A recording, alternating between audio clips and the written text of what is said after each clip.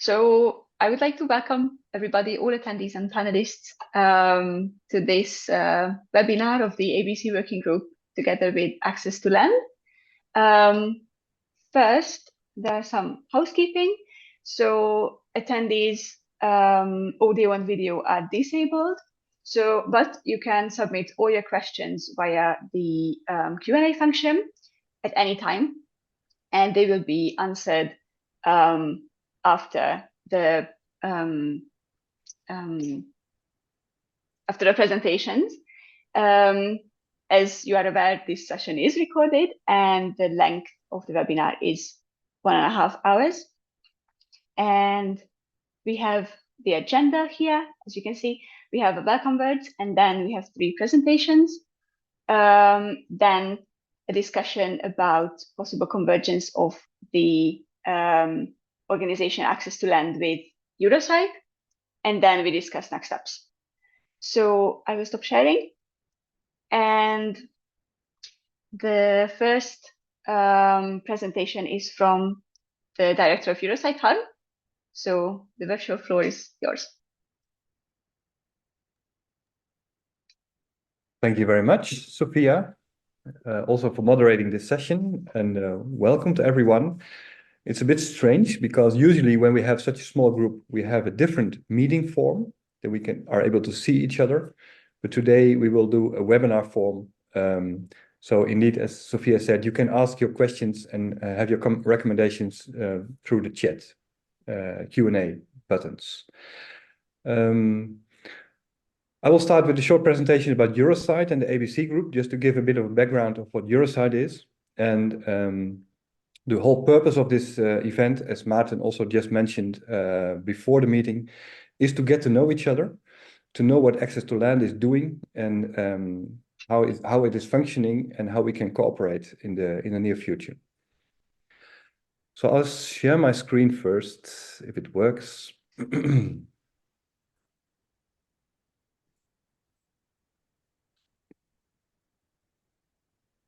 Yeah. Okay. Can everybody see my screen? Yes. Yep. Okay, a bit of background about Eurosite. Personally, I started 3 years ago, 2021, with Eurosite. And before that, I had a long life working for BirdLife, also in Europe and also in the Netherlands. So Eurosite is also based in the Netherlands already for 30 years. Originally, it came from France, and then it went to the Netherlands, but we really have members all over Europe, and we have also staff in different places of Europe. Well, this photo is a very nice event we had in November last year in Amiens, in France. And yeah, I think it was one of the best annual meetings we had, 120 people all over Europe, I think from more than 20 countries coming to see each other. And also nature-friendly farming was one of the main thematic lines, and also one of the field trips we did. This year, our Eurosite annual meeting will be in Durham, UK. That's the North Pennines in England. And again, we will also have a thematic line connected to agriculture, and also field visits to pasture for life farms and nature-friendly farming farms. So it might be interesting for you to consider. Registration will open in April. Well, what is Eurosite? A bit of figures. Currently, we have 80 members. We're still growing after a period of decrease. We had a new board in 2020, and then I came in 2021. And currently, we're quite successful in reaching out. And yeah, it's one of my tasks to strengthen the network. And these members are very focused on land management. So that's our core issue. Originally, Eurosite is really connected to the site managers organizations in different countries. But that's both public and non-public. So we have public agencies, ministries, but also private site management organizations in different parts of Europe. And we have some individual members. Currently, we are in 25 European countries. And sometimes we say Eurosite represents 5,500 site managers. If you count all the site managers, in total, 18 million hectares of protected areas. But I think it's important to mention that 3 years ago, with the new Eurosite strategy, we decided to broaden our scope. And so we're not only looking at protected areas, but also to the buffer zones and also to high nature value farmland areas nowadays.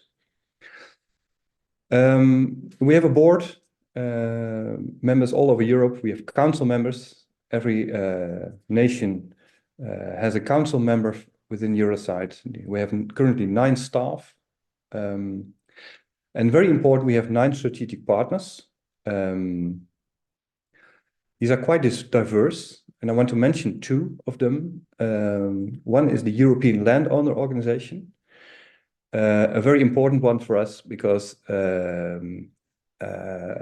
like 5 years ago, we started a live project, European Networks for Private Land Conservation with ELO together. And it's also the intention of the European Commission that Eurosite, the site managers and private landowners cooperate more in the future. And the intention is to help private landowners to be able to better support the biodiversity strategy and the measures on their land. So there's both private landowners and farmers. So we built with ELO together the coalition, the Conservation Landowners Coalition, and so more and more activities we are doing together.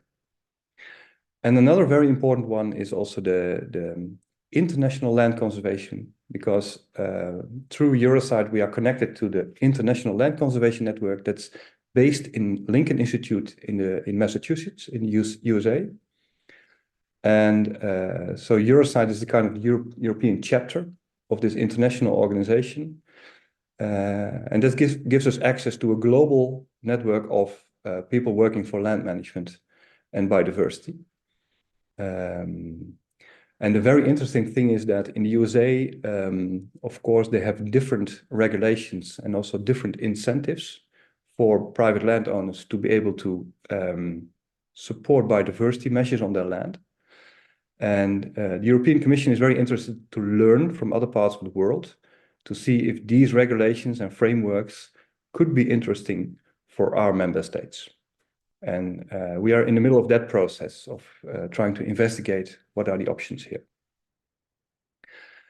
So the main course of Eurosite is connecting competence in conservation. That's our main action. That's what we do. We are the platform for site managers to exchange knowledge and learn from each other. So we bring groups of landowners and site managers from one place in Europe to another place, so they can see what is done elsewhere and they can learn for their own situation. And our mission is to develop a strong and effective community of these European landowners. Well, as I said, we are in the 4th year of our Eurosite strategy. Our intention is to increase our reach, relevance, resilience, and recognition. And I think when I look at objectives, we're quite successful. In the 4th year, we already achieved most of them. Like the network is growing. The number of, we're becoming financially more stable. We have much more projects on the different thematic topics that are important for site managers. And also our visibility is, we have a new website, so our visibility is improving. So we're on a good track. And this year we will start thinking about a new strategy for the upcoming years. And that will be a continuing path on the journey we are currently walking. So as I said, what do we stand for? The bottom line is meet your peers. So we organized throughout the year a stream of ongoing events, trainings, workshops, webinars, meetings, etc., where experts meet each other, where site managers meet each other, and where people can see what is done elsewhere. I'll tell a bit more about that later, because at the heart of Eurosite are the thematic working groups. And that's already an old story. We started with the first one in 2013. That's a specific working group on economic and ecosystem services. This group is still alive and very active. I think the other topics are also quite relevant, the nature-based solutions, the management planning, remote sensing, the use of advanced techniques. So we give trainings to site managers for using drones in their day-to-day work, use of spatial data, etc. Well, a very important one is the peatland one, because peatlands nowadays are very important under the climate topic. So Eurosite is at the heart of building a European peatlands initiative, also together with ELO and scientific organizations and governments. And then in 2021, it's also my first year when I came. One of my first actions was to start with the Agriculture, Biodiversity and Climate Group. It was endorsed by our board, and we were very lucky that we had a very good and a very active working group chair, Anton Gazenbeek. He's a great man. He cannot be here today. He's in New Zealand, but most of you know him. He's very active, and as a former EC official, he's very knowledgeable, and is able to bring a lot of organizations together. A bit more about that later.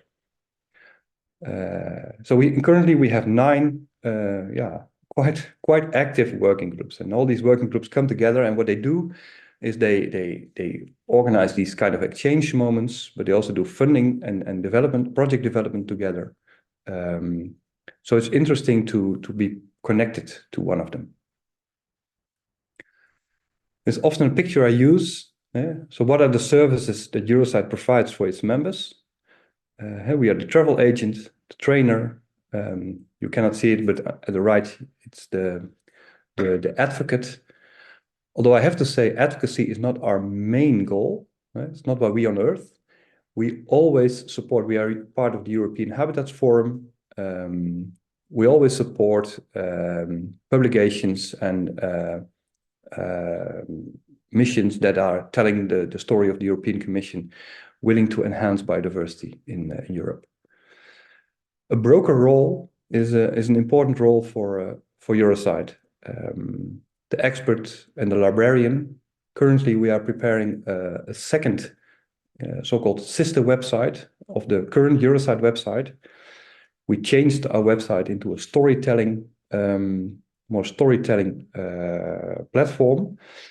And the sister website will be more permanent, like an education or training website, because all these working groups, they deliver a lot of material, and also webinars, etc., which deserves a longer period of maintenance.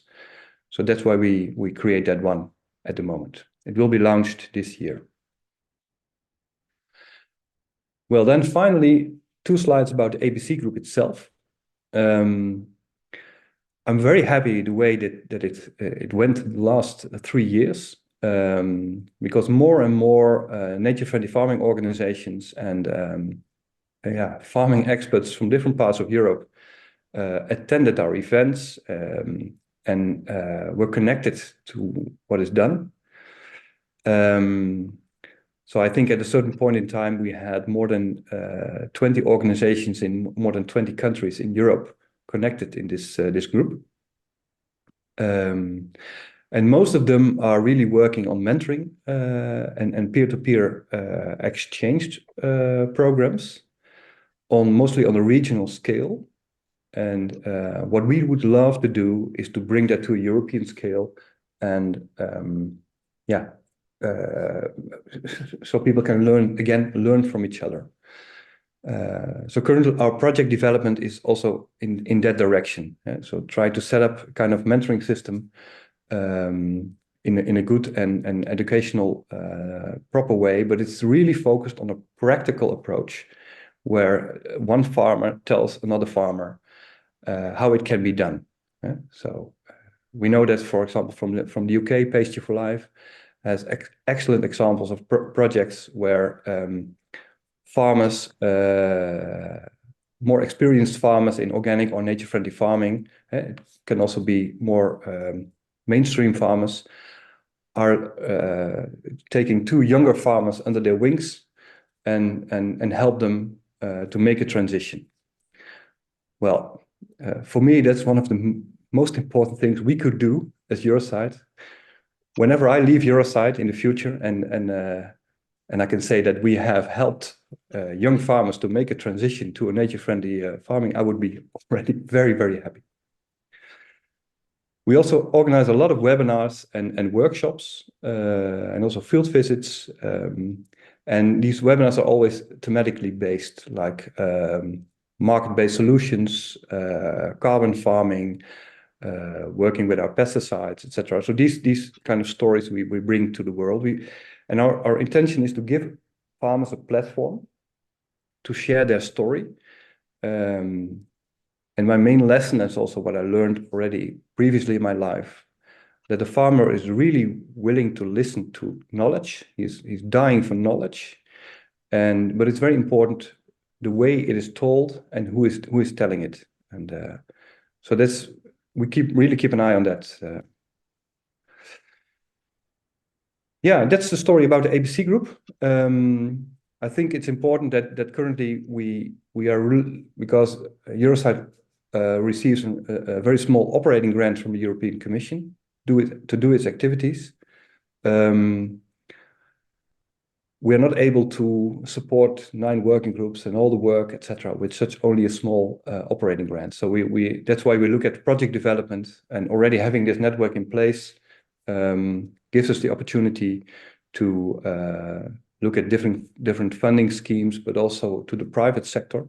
And we have more and more connections. Our members have more and more connections to private sectors, companies, and supermarkets, etc., interesting to support nature-friendly measures. And so that will be at the heart of our new strategy. Yeah. Thank you, Harm. Thank you. That was my story. There is one question regarding Eurosite, if you want to answer that. Yeah, the broker service. That's a very good one.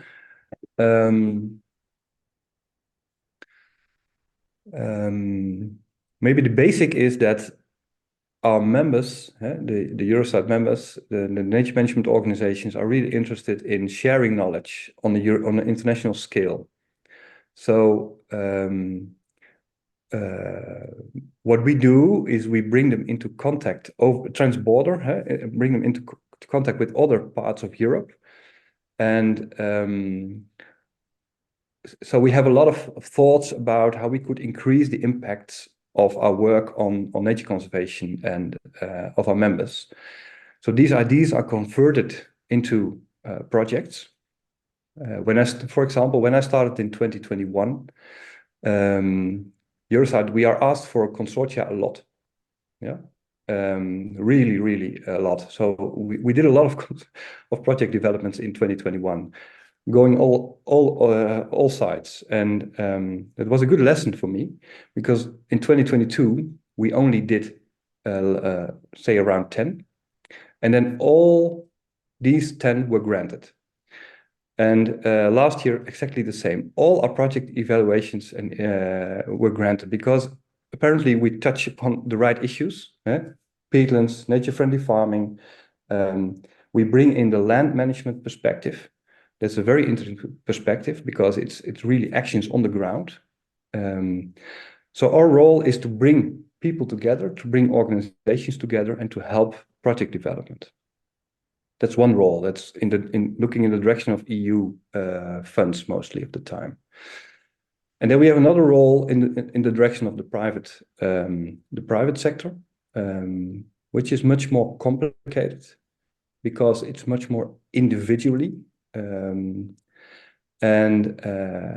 we know from all these companies, the large companies that are helping our members at the moment in one country, they're interesting to scale up, they're interesting to combine efforts, they're interesting to support the work of the Commission in the direction of more biodiversity, but there's no framework for that yet. And also we, as organizations, as land managers, we are not ready yet to share a very nice project portfolio.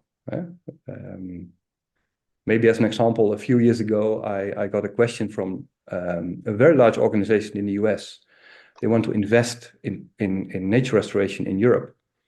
And it took me months to find the right projects for them. So we are not ready for this private money. And we have a lot of reluctance when we talk about carbon credits, and all these certification schemes are rather chaotic. So the whole private sector is not ready for upscaling. And that's something we really would like to help improve in the upcoming years. I'm curious to hear the story of access to land, because you will have the same experience, I know. So Thank you, Aaron. So our next presenter is Tanguy. Hello to everybody. So I begin. That's it. Okay. Yeah. I share my presentation. Can you see it? Yes. Okay, perfect. So I'm not gonna tell you all about access to land. If you have some question, maybe Martin will answer those. He will be much more pertinent and accurate than I am on that topic. So I'm Tanguy Martin. I work for Terre de Liens that I'm going to present, and I'm advocacy officer, and I also work in the west of France, supporting farmers accessing and seeking up on new lands for ecological farming. So about the French background, I'm sure it's not that different from your backgrounds, but we've lost lots of farmers through the last century, and we have large land concentration. But we still, and that's maybe the difference, have an average land price quite low, even if it's still too expensive too often, but around 6,000 euros an hectare. And we have a big challenge about new entrants for being farmers, because the children of the current the people that are agricultors right now don't want to take the family farm, and so 60% of the prospective farmers don't have a farming background, which is pretty new, and we don't know exactly how to address it, and we face big problems about that.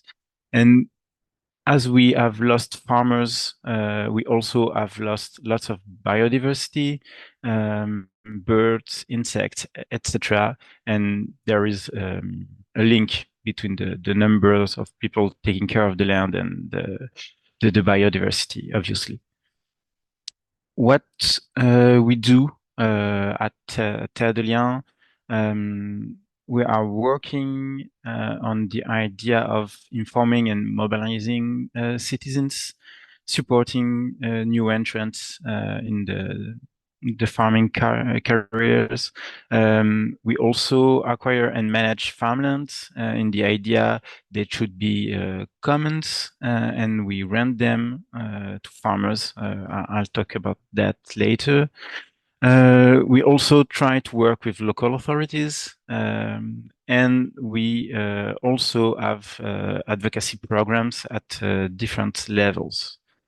The thing is that we think we have many levels, and we have to activate them all at the same time if we want to preserve the land. So that's our purpose, preserving farmland in quality and quantity.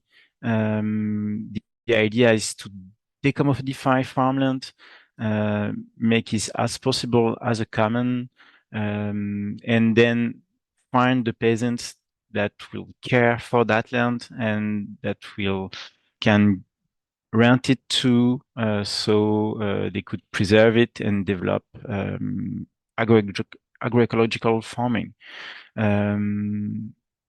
The other idea is that farming and the farmland is a question, and it's everybody's business. So that's why we want to mobilize. Oh, sorry. It's a long time. I haven't done an English presentation. I'm really sorry about that. So the idea is that it's everybody's business, and it's not only for the farmers or for the local authorities, but everybody's for environmental, the alimentation questions, etc., should be interested in the farmland. To do that, we can't have only one organization. We had to have many ways of act. So we have a network of non-profit associations that are acting as grassroots organizations and also with the local authorities. In order to acquire the land, we have a limited ambitious company that buys most of the land we manage. And we also have a foundation that acts also as a land trust that is able to raise money and sometimes buy farms or get farm by donations. That leads us to a rather complex organization between all those members. We can go back on that ways we're organized, but you can see that what I want to focus on is the tools that we use to make all of this happen. We have produced strong leasing of farmland status in France. We can't do many things that are not in the law, but all those bodies, the foundation and La Foncière, so the organizations that own the lands, can have environmental lease. So we can put clauses about agricultural practices in order to improve environmental impact of the agriculture in the lease. The other thing is that all those bodies have agreements that allows them to have tax exemptions and receive donations. In front of that, none of these organizations can make profit. So it's all about citizenship and solidarity. And one last thing is that we have partnership with conservation organization. I think of BirdLife. I think of the environmental conservatory in France, the regional natural parks, etc., we work with, and that allows us to achieve environmental and social goals at the same time, and economic goals at the same time, developing that agroecological agriculture. What have we done? We exist since 2003. We began to buy land in 2007. We nowadays have 50,000 citizens mobilized all over France. The share capital of La Foncière is around 135 million euros. The lands have permitted to set up or maintain 800 farmers that engage themselves in organic farming and agroecological practices. That represent 300 farms, but 10,000 lands, but also buildings, lots of buildings that are really important if you want to be able to set up new farmers. And we also support 2,000 new entrants every year, and have uh, tens of partnerships with local authorities at many different levels. Maybe we could have a little discussions about what we can do with local authorities later. I won't take much more of your time. I hope it was clear enough, and maybe we could just have some questions and answers that will be more profitable for everyone. Thank you for the nice presentation. If the attendees have any questions, please put it either in the chat or in the Q&A, but rather the Q&A, please, because then the panelists can see it. Yeah, at some point we don't have any questions. Sophia, can I ask one question? Thank you very much, Tanguy, for your story. It's very intriguing what you do. But you said at some point you support 2,000 farmers, future farmers. Can you tell a bit more about that? What does that mean? You mean supporting farmers? Yeah, you said future farmers. Do you give trainings, or are these young farmers that are willing to become farmers? Yeah, so we don't do that alone. We have a network of organizations that are linked to farming unions, to groups of citizens that act really locally. And the thing is that many of those new farmers don't come from where they're going to set up. So we have to create a nice environment, a greeting environment, so that they can fit in the territory, and that's very important. So those organizations, they help those farmers to create their own network on site, and obviously there are trainings, there are practices exchanged, many of that. But what we do at Terre de Liens, I think about that is facilitating on the administrative work to access to land, because we have, I don't know how it is in your countries, but in France it's a real battle to administrative battle to access to land, to access to the EU subsidies to set up, etc. And the other thing is that we gather citizens that gonna help practically the new entrants on the territory for many things that's really just, sometimes human coaching, just, telling the people they're gonna do it, they are able to do it. That can only be that, but having greeting neighbors, it's very important too. And yes, I think that's pretty much it. Maybe meeting also local authorities to have ways that you can build a new barn because you are developing, you are raising cattle, things like that. How did we acquire that amount of money? Talking to people. We have we have websites, etc. But I think we go in food cooperatives. We organize debates, projection of documentaries about agriculture and food.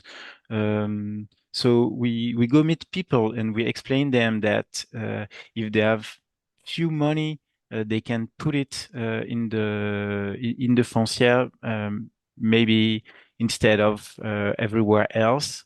And that's not giving, it's just investing, so you can take the money back.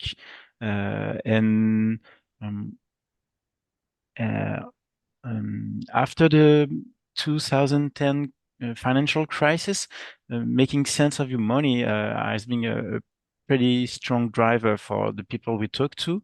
So that's the story. It's, just explaining things to the people and trying that. And if, I mean, some of them don't have money, that's not a problem. We also need your time. You also just need you hearing what we have to say. And but we can do big things, just relating that story.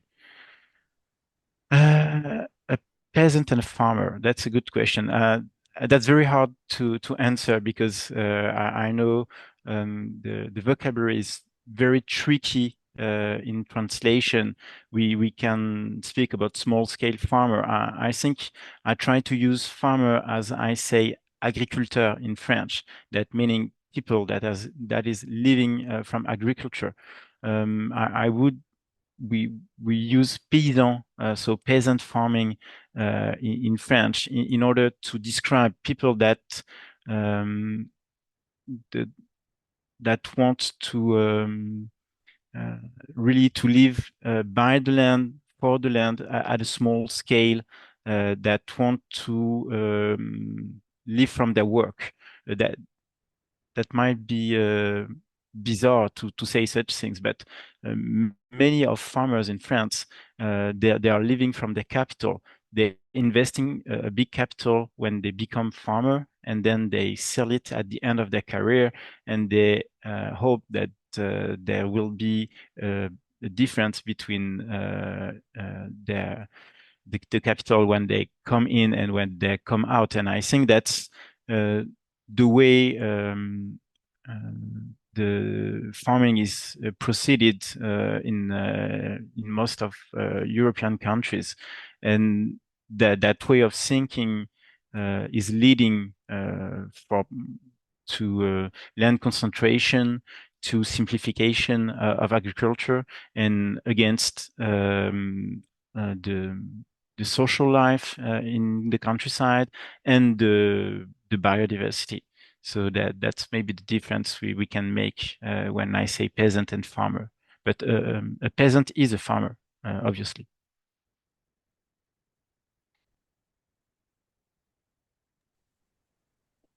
Thank you, Tanguy.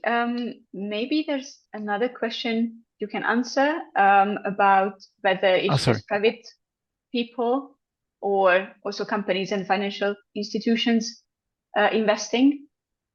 Maybe that's an interesting topic. Yes. So uh, what we really wanted is to depend over physical person, not moral person. The the idea is really to gather people around those ideas. 10,000 hectares seems a lot, but it's nothing through the 26 million hectares of France. So what we want is not to buy all farmlands in France. That we are not able to do that. But being able to own land and manage land and experiment and prove it is possible to do something different. That's really what we wanting to do, and it's really important that we mobilize citizens and money from citizens for to proceed. Anyway, we have some companies or financial institutions that are investing, but what you have to understand is that you can't have capital remuneration in La Foncière. So it's only for solidarity. So we have some public or para-public institutions that are investing, and some funds. I don't really know the word in English, but salary funds. Does that mean anything to you? That have to invest on social finance for one small percentage of their fund, and so they invest. But we have some rules, internal rules, that they can't have more than 20 or 25% of the capital. So we really want to rely on the citizens and not on big institutions.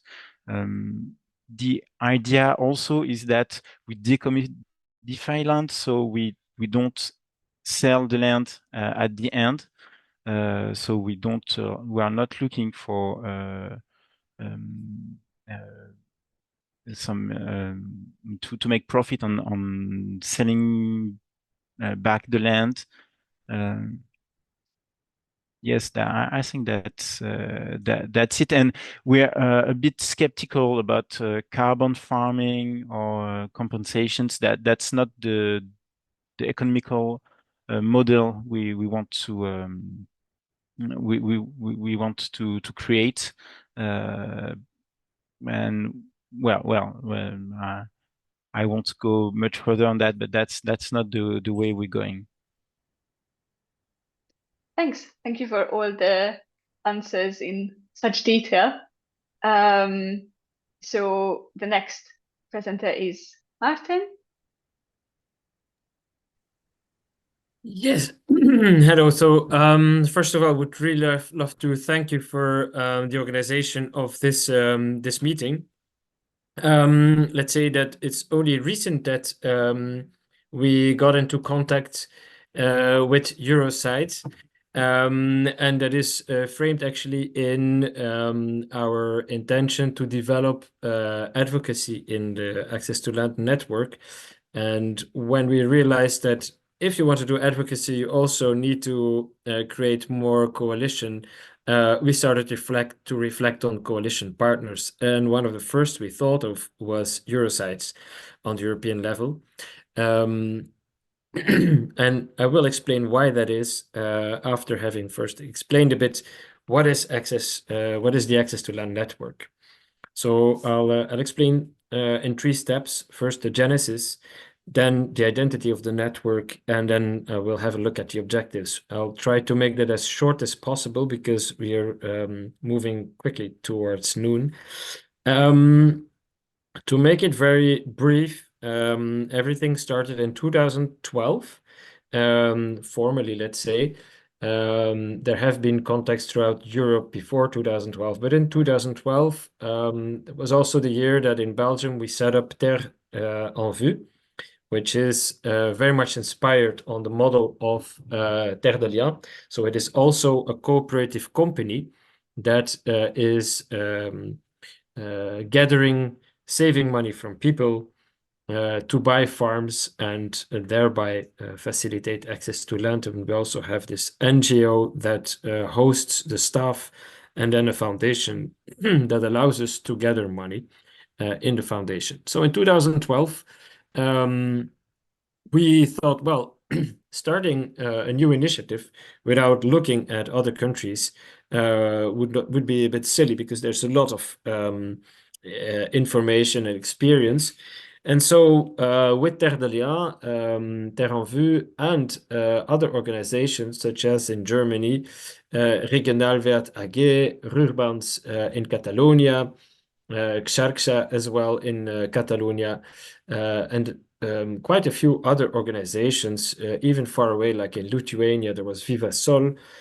We decided to set up a European network to learn from each other. That was the very first objective, and we financed this objective through what was called back in 2012 Grundtvig, which is what is now called Erasmus+. So the initial aim of our network is to allow members to learn from each other and thereby to accelerate their initiatives. We are now, let's say, a bit more than 10 years later. During these 10 years, there have been a lot of exchanges. We did a lot of visits throughout Europe to understand the functioning of each of these initiatives. And as Tanguy explained, you can see that the architecture of each of these organizations is very complex. Yeah, there's always different kinds of legal entities that are being used to facilitate access to land, to gather citizens, to train farmers, to help them to look for land, to also give policy advice. So it is quite complex. Throughout these years, we've been gathering 15 different organizations who are officially a member from different countries. There's about 13 countries, and we are still growing. The last countries that entered into the network are Ukraine and Denmark. And then there's also new initiatives in existing countries, like in Romania, there's a new land managing company that was set up and became members as well of our network. When it comes to the identity, after having looked at the genesis, when it comes to the identity, we don't only have members who own land, such as is the case in Terre de Liens and in Terre-en-Vue, also in Belgium, and de Landgenoten in the Flemish-speaking part of Belgium. Or in Germany, we have Kulturland, Bioboden, Regionalwert AG. They basically all focus on gathering citizen money, sometimes also public money that invest. So it's not a donation or a subsidy, but an investment. To buy land and thereby withdraw, as Tanguy said, land from the speculative market and lease it to farmers on the long term. So there's a lot of initiatives that do this in our network, but we also have land stewards in our network, such as Xarxa that I mentioned before, who actually also is member of Eurosite. There's also the Biodynamic Land Trust that has a similar function in the UK. There's many other organizations that do that. So we have landowner organizations, let's say, so land acquisition organizations. We have land management or land stewardship organizations. And then we also have a few organizations that are more like an umbrella structure, like Flächensicherung in Germany, who actually gathers different organizations that buy land, and they actually do lobby work for these organizations. And the Real Farming Trust in the UK has a similar role. We also have, that would be a third group of members who focus on training young farmers. There is in the Czech Republic NPP, and in the aforementioned Catalonia, Rurbans.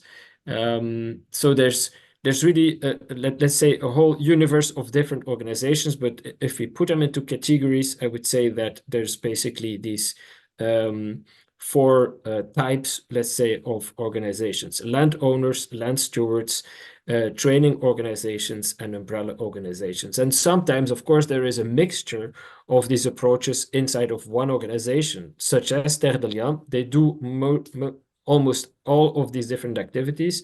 Terre de Liens as well. Other organizations focus on one of these four branches. So that's, let's say, the identity. This is also reflected a bit in our legal status. We do not have an NGO.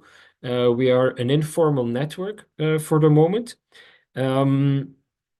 It has been functioning like this for 10 years, and officially we have only one staff member, who is Cécile, who is also attending the seminar.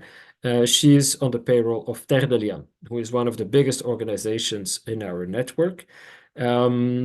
So it might happen that in the future we move towards a more formal structure. For the moment, it works. We do have a board, and this it's not an official board, but we use it as a board. So there is some internal management.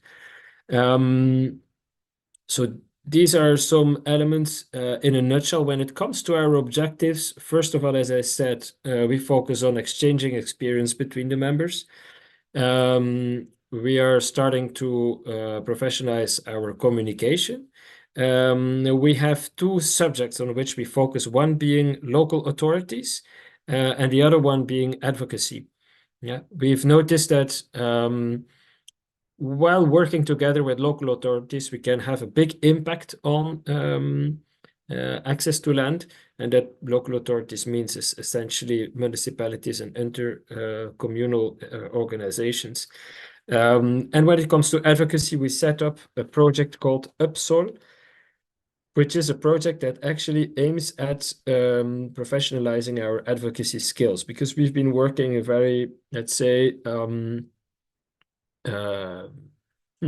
informal way when it comes to advocacy, but that led to quite a lot of results. When we go to our website, I think I can do that. Is it possible? Yes, it should be. If you I check. share the screen, yeah. Oh. Yep. I don't know how I move to another. It's just behind the. Here we go. Do you move that away? Up. Here we are. So, yeah, if we go on you our. can't see it at the moment. Sorry, Martin, we can't see. It's You just a can't- black screen. Maybe you shared the other screen you have, if you have two.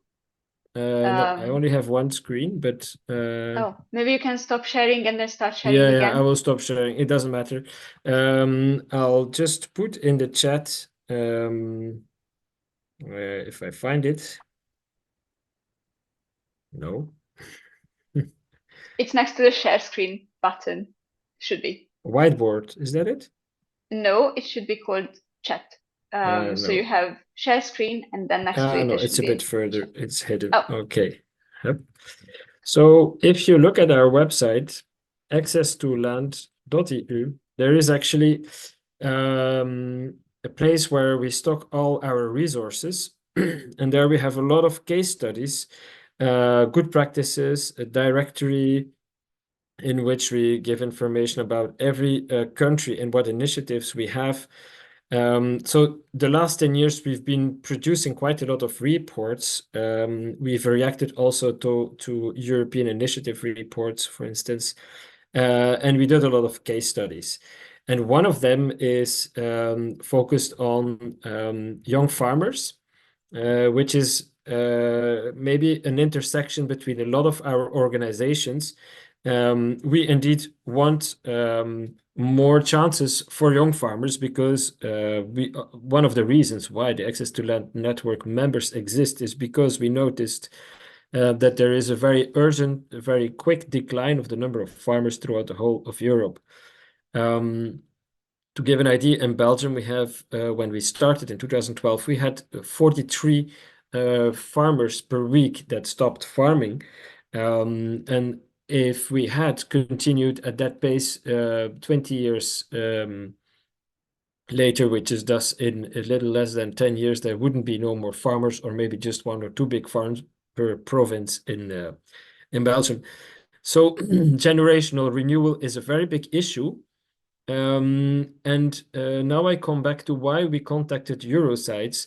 We see the fact that farmers stop farming and that there is an opportunity. Yeah, there's an opportunity for shifting towards a new kind of farming.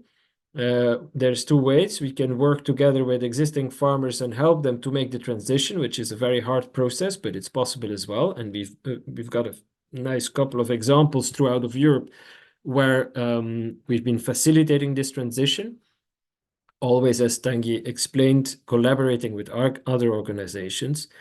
And the second way, of course, is taking over a farm with a new farmer who is willing to work in a different way.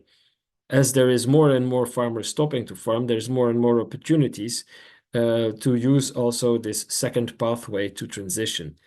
And there comes in, of course, the ability we have to gather money and to buy the land in order to reduce the barrier to making this transition, because the transition is very costly if you also have to pay land, plus the building, plus take the risk of starting up a new business. Well, that's very risky. So the lever we have in our hands is land. What is a common denominator is that we all strive for agroecology.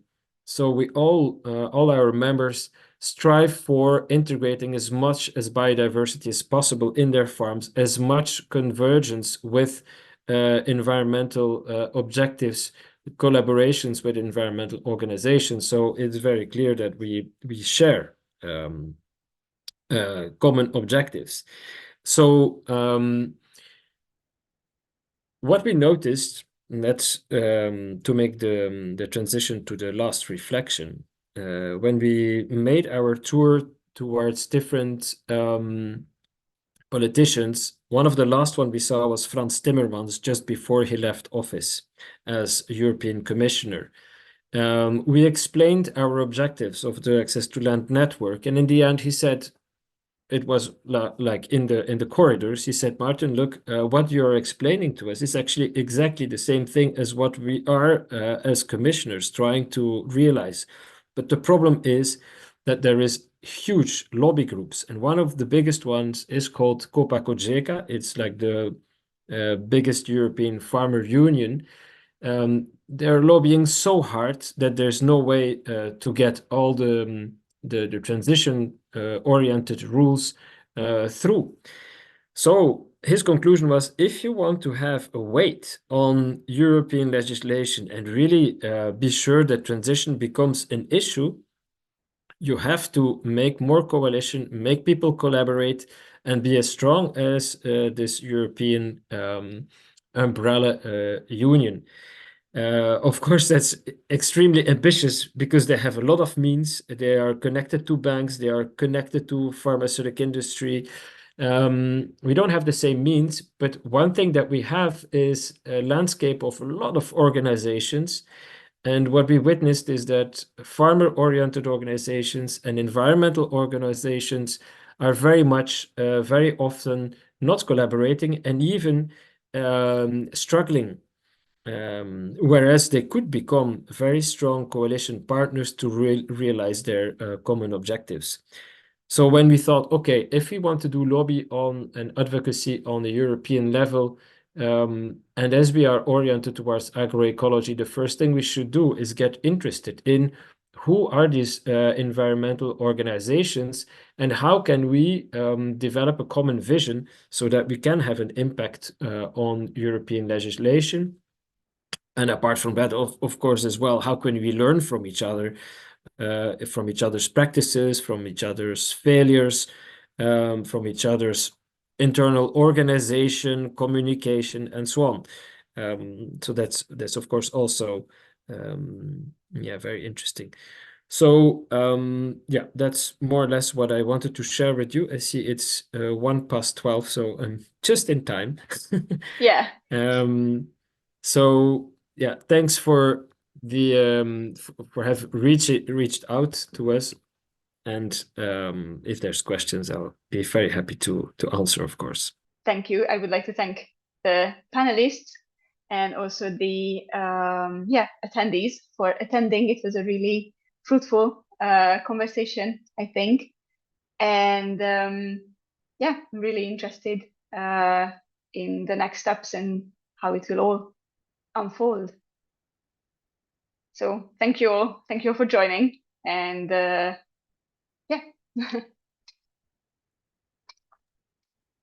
Thank you all. Goodbye. Thank you. Bye. Bye. Yeah, thanks a lot for hosting. It was really great. Good facilitation, very nice transition, and very, very happy to meet all of you. Amazing. Thank you. Thank you all. Bye. Bye-bye.